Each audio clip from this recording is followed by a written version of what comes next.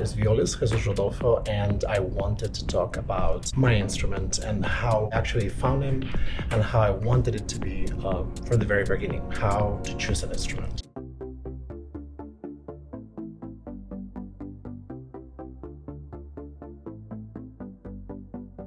I remember I was around like 4 or 5 years old, and my grandmother took me to the Royal Palace in my native country, Spain, in Madrid.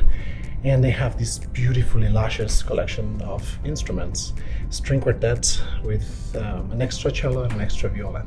And what struck me was the beauty of the color of the instrument and the ornaments of the instrument. Those stunning instruments were commissioned by Philip V around 1678 to his son Charles IV, who used to play the violin. He knew well who Antonio Stradivarius was, the maker of this gorgeous family of instruments. At the time, the Spanish royalty was commissioning pieces of art from the greatest Italian architects, sculptors, artists, painters, and luthiers. So he did a set of instruments. The instrument that struck my attention was the viola. The viola had this beautifully golden, transparent varnish, orange almost like, and the ornaments were rabbits and pigeons. That instrument I had the fortune to listen and to touch just a couple times, and it was very special to feel just so much history in my hands. The instrument was made in 1696, around those times, and it was delivered in 1775. In time until now, it was taken away from Napoleon, and it was kept in captivity, let's say, in France for a while, and it was sold between different very wealthy families until finally in the 20th century Spain got it back, and since then it's been in a beautiful glass box and only showcased 4 times a year at the palace as well. Last year I was in touch with one of the most acclaimed luthiers in my country, Diego del Valle. He known me since I was very little. I studied Oviedo for a few years, studied music, and I always heard about the family of luthiers that came from Russia and stayed with the old Moscow virtuosi in my town.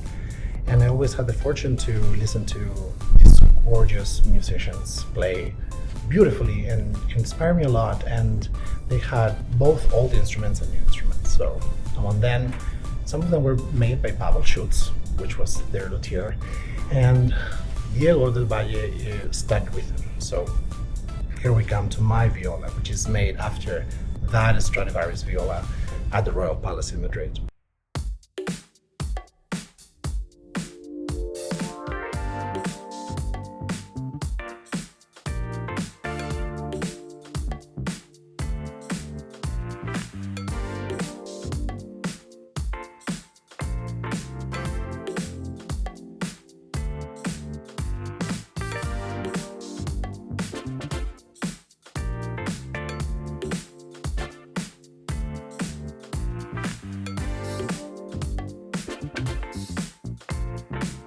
So when we come to the part of the ornaments of the instrument, we have something very, very special. There's a lot of symbolism of Spain here.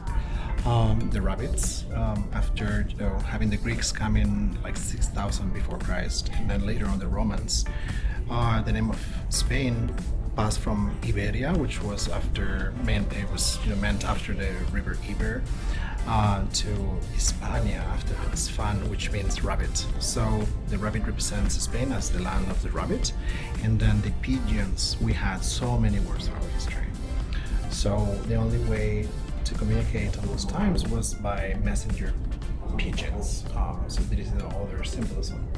And then the biomorphic forms are connected with the ivy, which is a plant that grows and interlaces everything together. So it's really beautiful.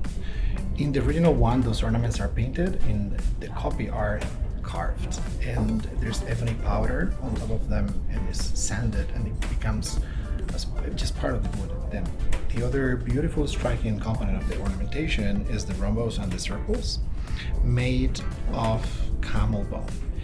The original one is made out of mammoth ivory, but we all know that that is not legal nowadays. So in my copy, it's made out of bone, and the just last part is the back is only one tape.